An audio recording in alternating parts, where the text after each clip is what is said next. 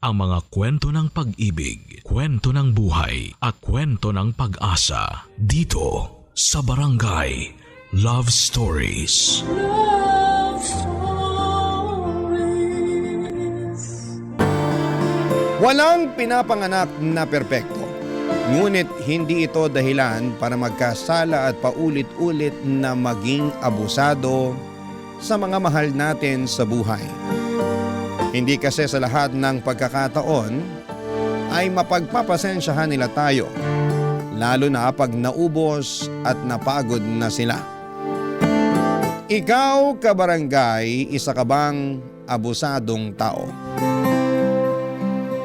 Dear Papa Dudut, may kasabihan na walang magulang ang makatitiis sa anak. Ngunit may mga anak na kaya raw tiisin ang magulang. Sa kwentong ibabahagi ko sa inyong programa, ipapakita ko sa inyo na meron ding mga magulang na kayang tiisin ang mga anak nila. Ngunit bago tayo dumako doon, ay gusto ko munang magpakilala sa mga kabarangay natin. Tawagin niyo na lamang po ako sa pangalang Wena, 32 years old at taga Marikina. Sa kasalukuyan, empleyado ako sa isang pribadong kumpanya sa Quezon City. At netong taong ko lamang nadiskubre ang inyong programa sa radyo. Tapos isang araw ay nag-decide akong magpadala ng sulat sa inyo. Magsisimula ang kwento ko noong 15 years old pa lamang ako. Solong anak lamang ako ng aking mga magulang. At lumaki ako na palasimba dahil aktibo ang mama ko na miyembro ng simbahan. Iminulat niya ako sa iba't ibang relihiyosong paniniwala. At kasama na nga roon ang pagpapatawad sa mga nagkakasala sa atin.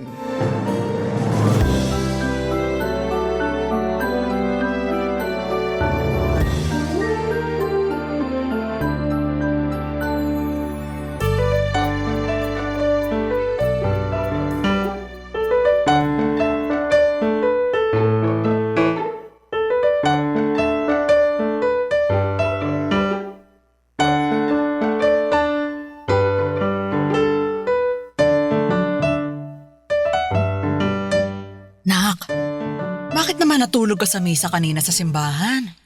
Pasensya na po kayo, ma. Inaantok po kasi ako eh. Ang aga-aga naman po kasi natin pumunta sa simbahan. Ganun talaga. Siyempre mas maganda na yung maaga para hindi mainit. At saka mas marami pa tayong magagawa pagkatapos ng misa. Kaya lang gusto ko pa pong matulog eh. Ano ba naman ang isang oras para ilaan sa pagsisimba kumpara sa mas maraming oras na nilalaan natin sa ibang bagay? Saka hindi kasalanan ng maaga nating pagsisimba ang antok mo, kundi kasalanan mo. Kasi nagpuyat ka pa nung gabi bago tayo nagsimba. Di ba sabi ko, patayin mo na yung TV. Pero hindi ka naman nakinig sa akin. Sorry po, ma. Maganda po kasi yung pinapanood ko kaya napuyat ako eh. Kahit gaano pa kaganda yung pinanonood mong yun, dapat pinaglalaanan mo pa rin ang panahon ng pagsisimba. Matagal na natin yung ginagawa, di ba? Tuwing linggo nagsisimba tayo ng maaga. Opo, pero bakit tayo lang? Anong tayo lang? Tayo lang po yung nagsisimba pero hindi sumasama si tatay. Marami kasi ako nakikitang pamilya silang nagsisimba. May nanay, may tatay. Tungkol sa bagay na yan, hindi kasi nakasanayan ng tatay mo yung magsimba. Saka pagod siya sa trabaho. Biruin mo, hanggang Sabado ang pasok niya. Kaya nga hinahayaan ko na lang siya na matulog para makapagpahinga. Sana pala nagtatrabaho na lang ako para hayaan niyo rin ako matulog ng mahaba pag araw ng linggo. Ano ba yung pinagsasasabi mo? Yung bata-bata mo pa. Saka hindi tama na hilingin mo yan para lang makaiwas ka sa pagsisimba, nak. Mali yun, ha? Para ka namang walang natututunan sa misa eh. Sorry po, ma. Buti pa, tulungan mo na lang ako dun sa kusina. Magluluto na ako ng pananghalian natin para pagising ng tatay mo meron na siyang makain.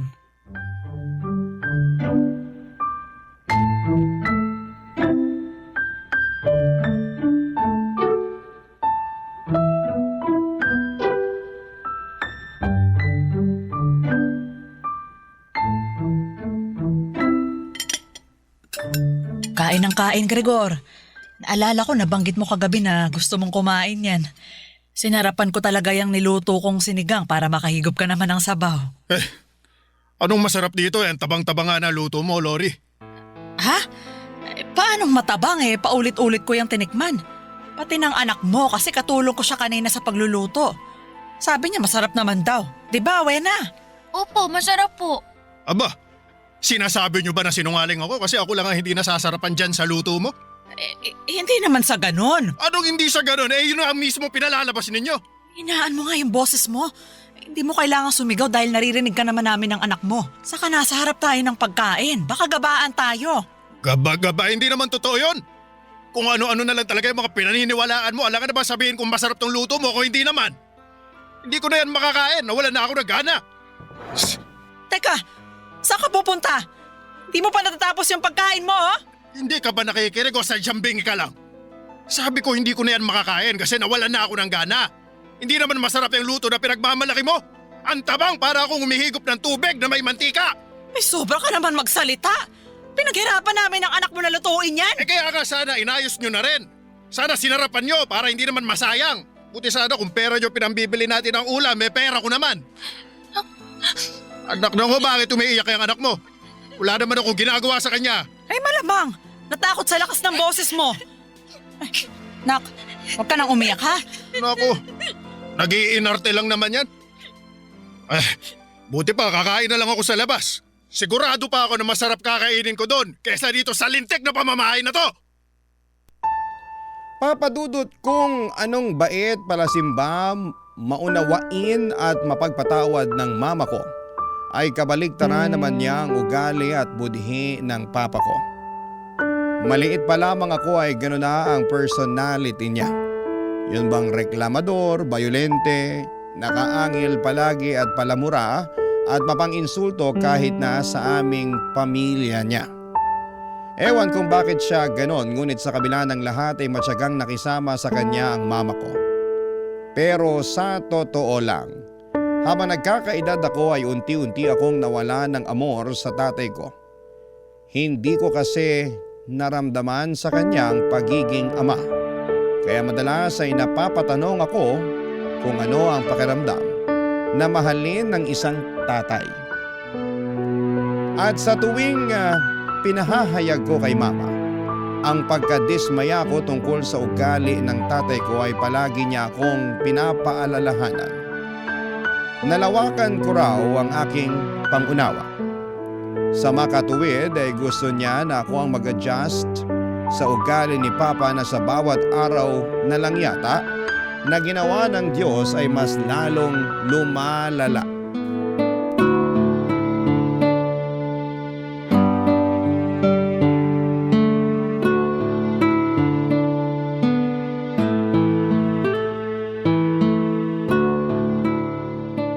Nay, bakit po hindi niyo nalang hiwalayan si tatay? Ha? Bakit mo naman natanong yan? Bata ka. Kasi sinasaktan niya po kayo. Ibig sabihin hindi niya po kayo mahal. Hindi porke sinasaktan niya ako hindi na niya ako mahal. Mahal ako ng tatay mo, nak. Sigurado ako doon, ramdam ko yun. Pero sabi po kasi ng mga kaklase ko, hindi raw sinasaktan ng mga tatay nila yung mga nanay nila. Bakit? Hindi ba nag-aaway yung nanay at tatay nila? Nag-aaway din naman po. Oh, kita mo na. Saka hindi tayo nakakasiguro na hindi nasasaktan ng tatay nila yung nanay nila. Kasi pag nag-aaway medyo nagiging bayolente ang isang tao dahil nadadala siya sa bugso ng damdamin niya.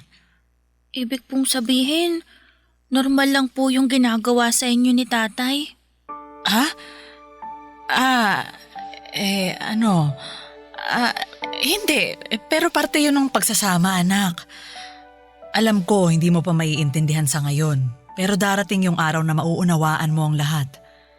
Pag nag-asawa ka na, ganun.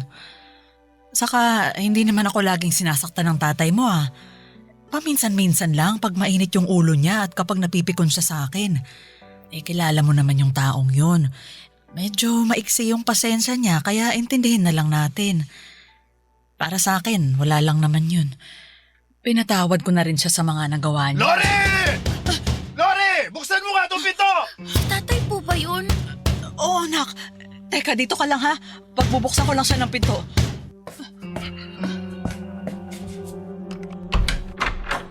Anak ka naman ng lintik! Bakit ang tagal mo buksan ang pinto? Aray ko, Gregor! Bakit mo naman ako sabunutan! Nagtanong ka pa talaga eh. Pinapapak na nga ako ng lamok sa labas dahil sa bagal mo. Pagbuksan ako ng pinto! Paanong mabagal? Pinagbuksan nga kita agad! Sumasagot ka pa talaga, ha? Ayan! Ayan dapat sa'yo! Aray ko! Aray ko! Parang ayaw mo na, bitiwan mo ako! Ayoko! Sa kasino ka para utusan ako, ha? Ako pa rin ang masusunod sa pamamahay na to! Hindi ikaw, kaya wag na wag mo akong uutusan! Lasing ka lang eh! Hindi mo alam ang sinasabi at ginagawa mo! Ano hindi, ha? Patutunayan ko sa'yo na alam ko!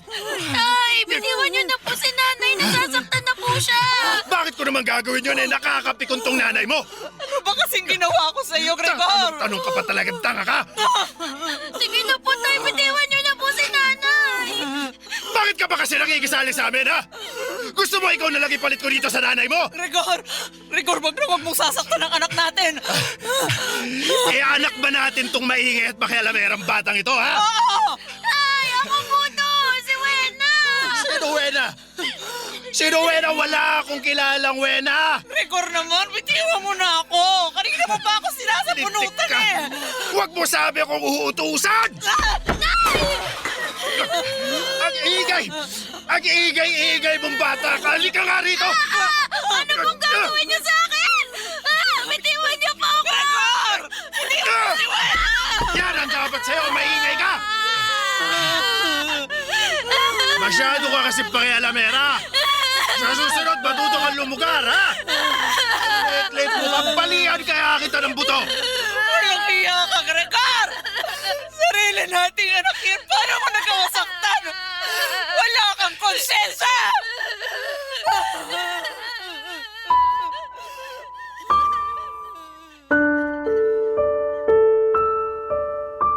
Papadudot dahil sa nangyari ay mas lalo lamang lumalim ang galit ko sa papa ko. Hindi na kasi siya nagbago katulad ng sinasabi ni mama na palagi raw niyang pinagdarasal sa Diyos. At patunay nga ang nangyaring pananakit niya sa aming dalawa. Natakot ako ng sobra para sa kaligtasan namin ng mama ko. Mabuti na lamang at umalis din si papa sa bahay pagkalipas ng ilang minuto. At wala kaming ideya kung saan siya nagpunta.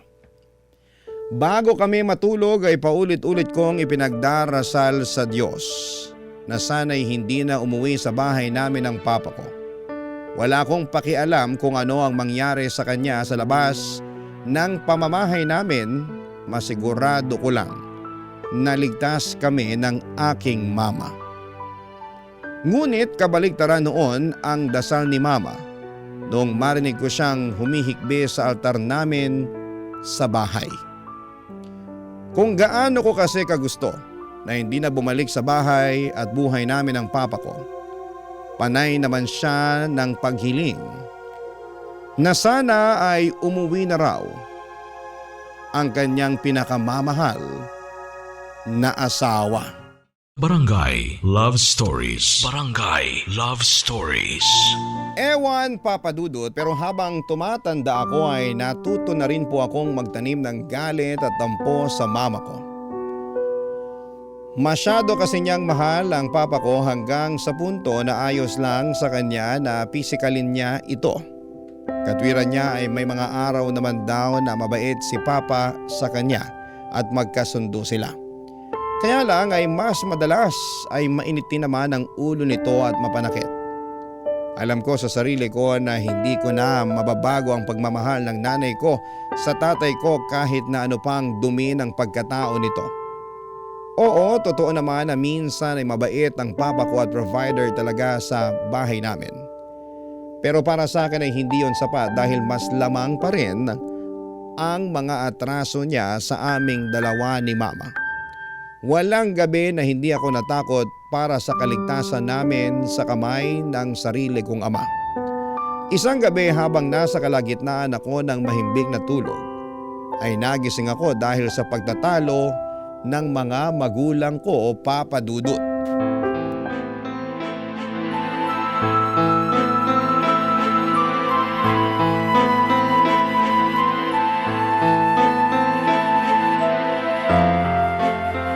Ewan ko sa'yo, Lori. Marumi ka lang talaga mag-isip, malisyosa. Ako pa talaga ang malisyosa at marumi mag-isip? Eh sino pa nga ba? Alangan naman ako ikaw yung nagpapaniwala sa mga walang katuturan text message na yun, di ba? Paano hindi ako maniniwala? Kilalang kilala ka nung nag-text. Wala lang yun. Baka naninira lang yun. Ewan ko ha, pero ang hirap baliwalain eh. Ano mahirap doon? Pwede mo naman burahin yung text at kalimutan na lang ang lahat, di ba? Bakit ba kasi kayo mga babae gustong-gusto niyong pinapakomplikado ang lahat? Hindi namin pinapakomplikado pero palaging tama ang kutob namin. Anong gusto mong palabasin? Natama nga yung kutob mo wala ka namang ebidensya. Nasisarahan ka na yata ng ulo Kaya nga tinatanong kita eh. Gusto kong maging tapat ka sa akin dahil asawa mo ako. Alam mo, ikaw! Edgar! Itiwan mo ako, hindi ako makahinga. Bibitawan lang kita pag nanahimik na yung maingay mong bibig. Tay! Bitiwan niyo po si nanay! Wala. Maawa na po kayo! Bitiwan niyo po si nanay! Nasasaktan na po siya Edgar, bitiwan mo na ako. O ayan! Binitiwan na kita para manahimik na kayong mag-ina. Bakit niyo naman po sinakal si nanay? Ano po ba ginawa niya sa inyo? Yan kasing nanay mo, masyadong madaldal. Anong masyadong madaldal? Nagtatanong lang ako. Ikaw yung bigla-bigla na lang nagagalit dyan. Wala naman akong ginagawa sa'yo. Aba naman! Gusto mo yatang masampal Tama na po! Huwag niyo na masaktan si nanay! Ikaw naman, kung makaiyak ka naman dyan, akala mo, grabe na yung ginawa ko sa nanay mo. Hoy! Para sabihin ko sa'yo, kulang pa yung inaabot niyang sakal. Ano bang plano mong gawin sa akin, Aber? Ay gusto mo, gawin ko na lang, kaya sasabihin ko pa sa'yo. Nay! Tay! Huwag na po kayo mag-away! Ang lalakas po ng boses niyo! Baka pati kapitbahay natin magising sa ingay niyo Buti pa tong anak mo, may paki sa mga kapitbahay. Wen, huwag ka nang umiyak, ha? Hindi naman kami nag-aaway ng tatay mo eh. Nag-uusap lang kami, ha? Hindi na po ako bata para hindi malaman yung kaibahan ng nag-uusap at nag-aaway, Nay! Malinaw po na nag-aaway kayo ni tatay kasi mataas yung boses niyo. Galit na naman po si tatay. Sinakal pa nga niyo kayo eh. Tungkol sa bagay na yun. Hindi naman kasi makakatikim ng sakal yung mama mo kung nanahimik na lang siya. Hoy! Hoy, Lori! Hindi lahat ng tanong sa isip mo dapat bosesan mo na, lalong ikaiinit ng ulo ko yon. Ayusin mo lang talaga. Hoy, Wena! Kung may paki ka sa mga kapitbahay, pati ikaw, manahimik ka. Tumigil ka na sa kakaiyak, puro ka na lang iyak. Tanda mo na! Opo, Tay. Yan! Ganyan ang gusto ko! Yung masunurin! O kita mo, Lori, buti pa yung si Wena marunong sumunod. Matuto ka dyan sa anak mong lintik ka bago pa kita masampal sa susunod. Buti pa, matutulog na ako. Hoy, Lori, huwag kang tumabi sa akin ha. Kung ayaw mong sungal-ngalin kita.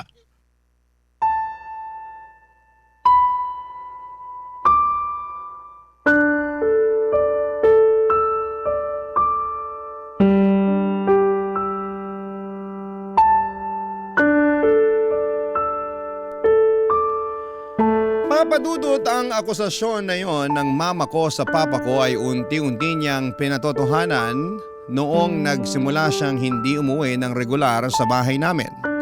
At wala kaming kaalam-alam ni mama kung saan siya naroroon.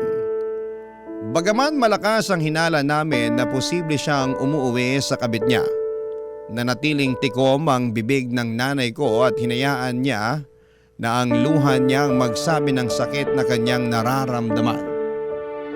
Ngunit isang araw, nagulat na lamang ako noong ibinalita sa akin ng nanay ko na alam na raw niya ang kinakaroonan ni Papa. Tama rin daw ang hinala namin na ang kabit nitong babae ang inuuwian nito. Kaya sinugod daw niya ang mga ito sa nirerentahan nilang apartment. Nagbanta rin daw siya na isusuplong sa opisina nila ang kalokohan na ginagawa nila kapag hindi pa raw sila naghiwalay. Dahil sa nangyari, bumalik sa bahay namin si Papa pero napansin ko na lamang na mas lumala ang ugali niya.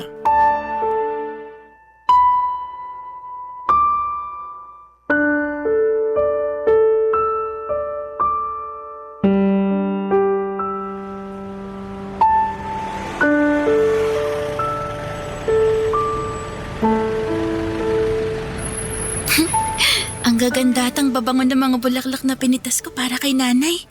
Excited na akong ibigay ito sa kanya. Aru! Wena! Ay, Wena! Ay, naku, buti naman nandiyan ka na. Eh, bakit po, Aling Hilda? Eh, ang nanay mo! Andun sa inyo, binubugbog na naman ang tatay mo! Ah, mabuti pa, puntahan mo na, awatin mo na kasi baka ano pang magawa ng tatay mo sa nanay mo! Ano, bilisan mo na umuwi! Dali na! Opo.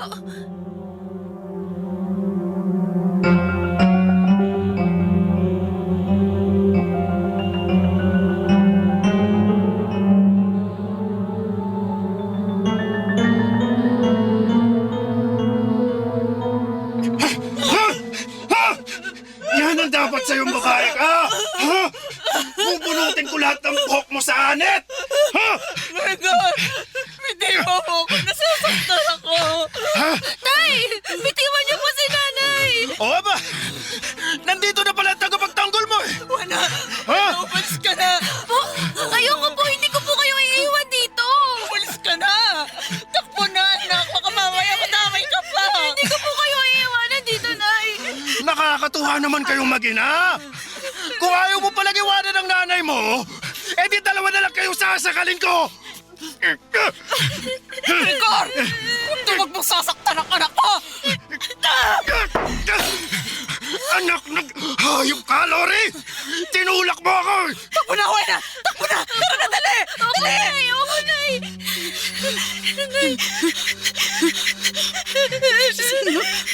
Akala niyo magpapalala niyo ako!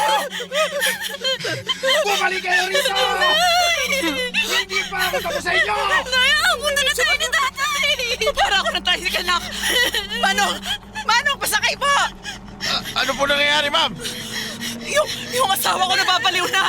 Parang awa mo na, isakay mo na kami ng anak ko! Sige po, sumakay na kayo! Uy, nasakay na dali! Saan po tayo? Kahit saan, bahala ka na, Manong!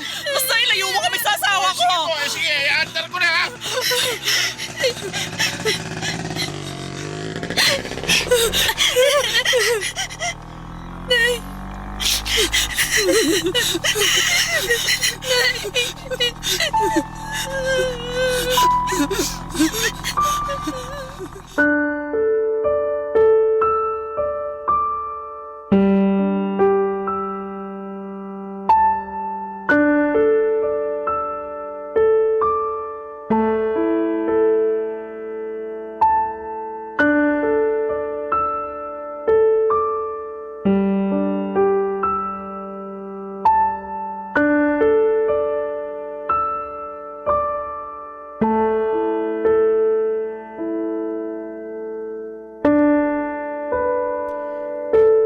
Papadudot nakatakas kami ni Mama sa naguhirimentadong si Papa. Pero dahil wala kaming kapera-pera ay hindi kami agad nakabalik sa amin. Malayo-layo rin kasi ang pinagdalhan sa amin ang naturang tricycle driver. Wala nga kaming dalang pera, buti at hindi na kami siningil ni Manong. Dahil sa sitwasyon namin, kinagabihan ay natulog na lamang kami sa tabi ng kalsada. Mahirap, papadudot at masakit sa likod na humiga sa malamig na simento na tanging karton lamang ang iyong sapin. Pero napagtiyagaan namin yun ni Mama sa loob ng 2 araw. Tapos para meron kaming makain ay namamalimos kami, papadudot. Doon ko talaga naranasang kutyain ng ibang tao na may makitid na pag-iisip habang nanliliit ng husto sa sitwasyon ng aming buhay. Noong 3 araw na ay nag-decide kaming bumalik sa bahay namin, papadudot. Nagsama kami ng barangay tanod pero nagulat kami na wala doon si Papa. Tulad ng dati ay hindi namin ulit alam ni Mama kung saan siya nagpunta. Barangay Love Stories. Barangay Love Stories. Papadudot, ilang araw ding nawala ang papa ko bago siya muling nagpakita sa amin ni Mama. Ayaw na nga siya noon pabalikin ng nanay ko sa bahay namin dahil sa trauma na naranasan namin mula sa mga kamay niya. Pero sa huli pinatuloy pa rin siya ni Mama matapos mangako ni Papa na hindi na kami sasaktan pa. Kaya lang ay naulit na naman ang pag-alis ng tatay ko sa bahay namin hanggang sa inamin na niyang meron na pala siyang ibang kinakasama. Yung dati pa rin niyang kabit. Ibig sabihin ay hindi talaga sila naghiwalay ng landas. At umuwi lang daw siya noon sa amin dahil nag-away sila. Sa huli ay nagpaubaya na nga ang mama ko at sinabihan ng papa ko na nakikipaghiwalay na siya rito. Tuluyan na rin niyang pinalaya sa pamamahay namin ng papa ko. Bagay na masasabi kong kinatuwa ko ng husto. Pero dahil nga tila napilay ang pamilya namin ay si mama na ang nagsilbing provider. Naghanap siya ng mapapasukang trabaho upang sustentuhan ang mga bayarin namin, pagkain sa araw-araw at pag-aaral ko. Hindi nagtagal ay nakagraduate ako ng high school at nag-decide akong mag-working student noong kolehiyo. Mabilis na lumipas sa mga taon. Natapos ko ang kurso ko at nangako ako sa aking mama na patitigilin ko na siya sa pagtatrabaho. Ngunit merong nangyari na hindi ko lubusang inaasahan.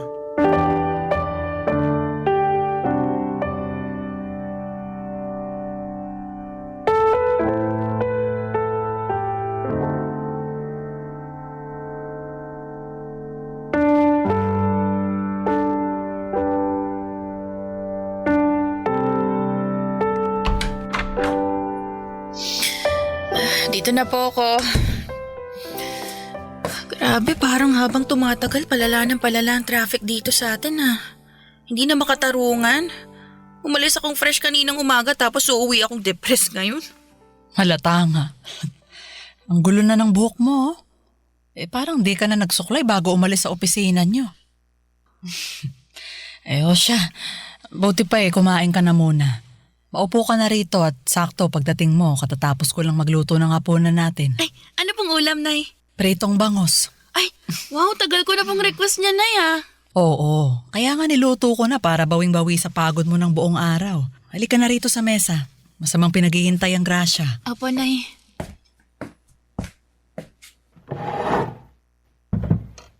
Magdasal muna tayo bago kumain. Sige po. Salamat po sa mga biyaya na patuloy niyong pinagkakaloob sa aming pamilya. Sa pagkain, sa inumin, at sa buhay araw-araw. Marami pong salamat. Amen. Amen. O siya, kain na. Damihan mo anak ha. Kayo rin po, Nay. Mukhang napagod din po kayo ngayong araw Hindi lang naman ngayong araw. Nung nakaraan pa ako parang pagod na pagod. Nagpaalam nga ako sa amo ko dun sa kainan na pinapasukan ko Kako, hindi ako magjo-duty mamaya kasi magpapahinga ako. Ay, opo, Nay.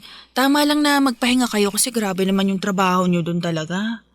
Kaya nga Biruin mo, nag-straight duty pa ako kanina kasi hindi pumasok yung kapalitan ko. Galing akong panggabi. Ala, ibig sabihin wala pa ho kayong tulog? Oo.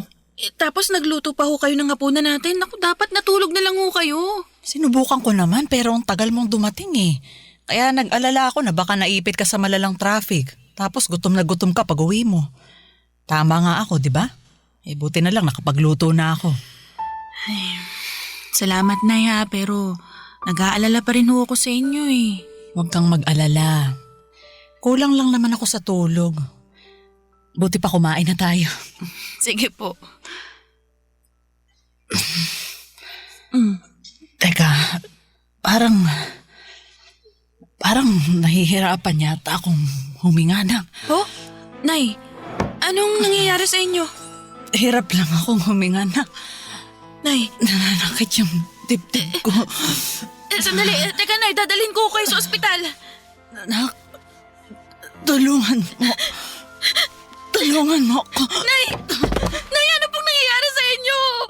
Nay! Nay, gumising ko kayo! Sandali, hihingi ako ng tulong sa kapitbahay. Tulong! Tulungan niyo ako! Nanay ko! Nanay ko! Tulungan niyo ako! Dali siya sa ospital! Nay! Nay! Nay, gising!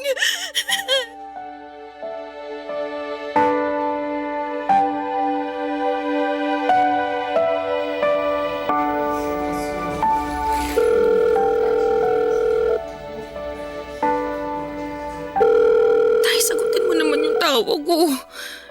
Kailangan kita ngayon dahil nasa ospital si nanay. Maawa ka naman, Tay. Kung may pakialam ka pa sa amin, sagutin mo tong tawag ko. Sino rito ang kamag-anak ng pasyente? Ako po, Dok. Nanay ko yung pasyente.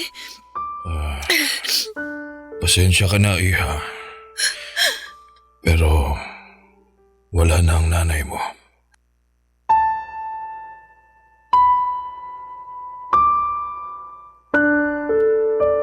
Papadudot namatay ang mama ko dahil sa atake sa puso. At ako lamang mag-isa ng mga panahong yon. Ni hindi ko nga makontak ang papa ko at wala kong kaideya-ideya kung saang lupalop ng Pilipinas ko siya hahanapin. Dahil sa mga nangyari sobrang tulala ako at halos mawala ng lakas. Buti na lamang at tinulungan ako ng mga nurse doon para matawagan ang mga kamag-anak ni mama. Hindi kami mayaman ngunit nagtulong-tulong sila upang mailabas sa ospital ang bangkay ng mama ko't mabigyan siya ng desenteng burol. Iyak ako ng iyak ng mga panahong yon dahil wala na ang pinakaimportanteng tao sa buhay ko. Sobrang biglaan ang mga pangyayari at walang nakapaghanda sa unos na tumama sa aming pamilya. Litong-lito ako ng mga panahong yon at nagdadalamhati. Tapos isang araw ay biglang nagpakita ang magaling kong ama sa burol ng mama ko.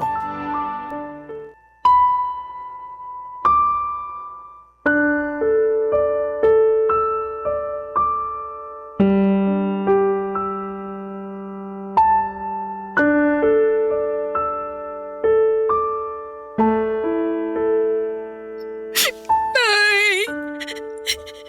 Nay naman eh. Kung nagbibiro kayo, maawa na kayo. Hindi na ako nakakatawa. Hindi na ako masaya. Ayoko po ng ganito.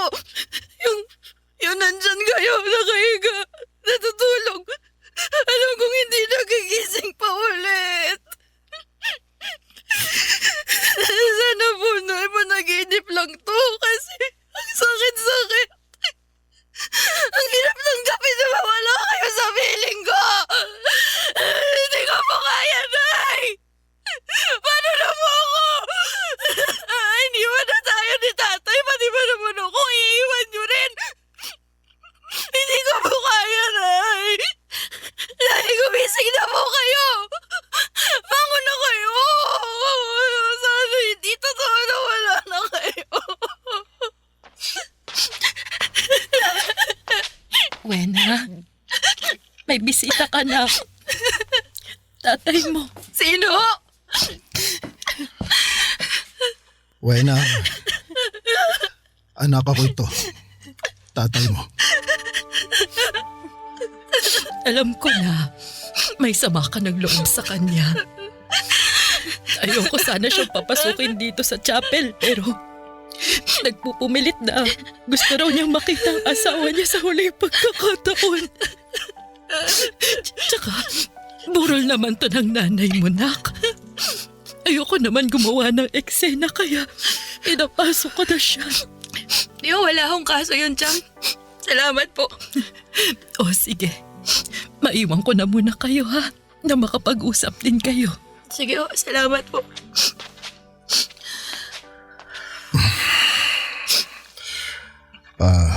Kapal din talaga ng mukha niyo magpakita ngayon dito, no? Nung kailangan ko kayo sa ospital, hindi ko man lang kayo matawagan. Nagre-ring naman yung cellphone niyo pero hindi niya sinasagot. Patawarin mo ako, anak. Hindi ko naman alam na tumawag ka pala nun. Kung alam ko lang, sana sinagot ko. Paano hindi niyo alam? Bakit hindi niyo mahawak yung cellphone niyo? Oo, wala sa akin. Asan? Sa kabit niyo? Kaya hindi niya sinasagot kasi ako yung tumatawag. Siya rin yung nagpatay ng cellphone niyo, ganon? Oo, pero nag-away na kami. Nagalit ako sa kanya kasi hindi niya sinabi agad na... Ano gusto niyo maramdaman ko, ha? Magtatalon ako sa tuwa dahil nagalit kayo, inaway niyo siya? Hindi naman sa ganun, anak. Huwag niyo akong tatawaging anak dahil hindi ko matandang nagpakatatay ka sa akin. At kahit na hanggang sa huling sandali ng nanay ko, wala kayo! Wala ka! Alam mo, kasalanan niyo talaga kung bakit siya namatay eh.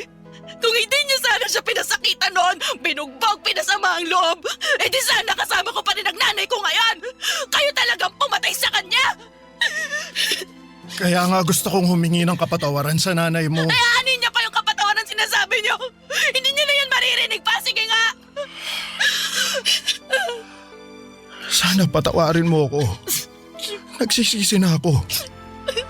Walang sandali simula nung malaman kong namatay na si Lori na hindi ako binagabag ng kalooban ko. Sinasabi niyo ba na kung hindi namatay ang nanay ko, hindi pa kayo mapapagabag at magsisisi?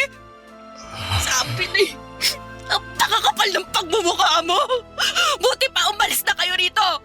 Ayoko na makita ang pagmumukha mo dahil nasusuka ako sa pagkatao mo! Wala kang karapatang makita ang nanay ko kahit nasa huling sandali niya dahil wala kayong kwentang asawa! Uwe na naman. Huwag mo naman ako ipagtabuyan. Tatay mo pa rin naman ako eh. Hindi na kita tatay! Simula sa mga oras na to, pinuputol ko ng ugnayan natin sa isa't isa! Kaya lumayas ka na! Layas!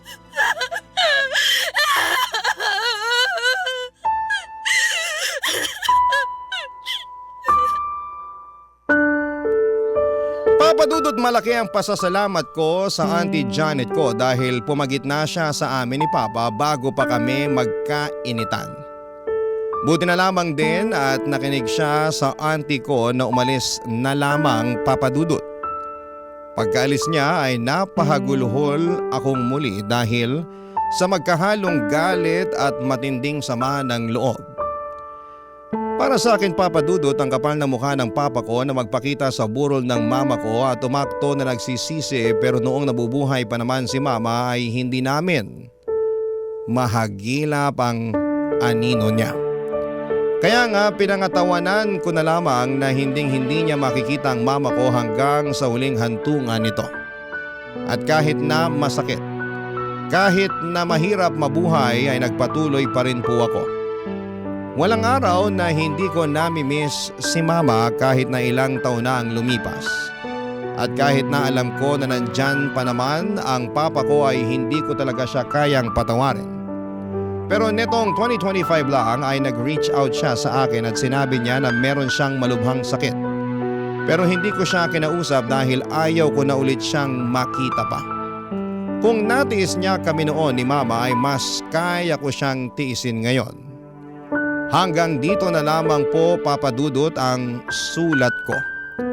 Maraming salamat po sakaling mapili po ninyong i-ere sa programa ninyong Barangay Love Stories. God bless po and more power sa inyong programa. Ang inyong kapuso at kabarangay forever, Wena. Anong say mo sa Barangay Love Stories na ito? Pagkwentuhan natin sa comment section yan.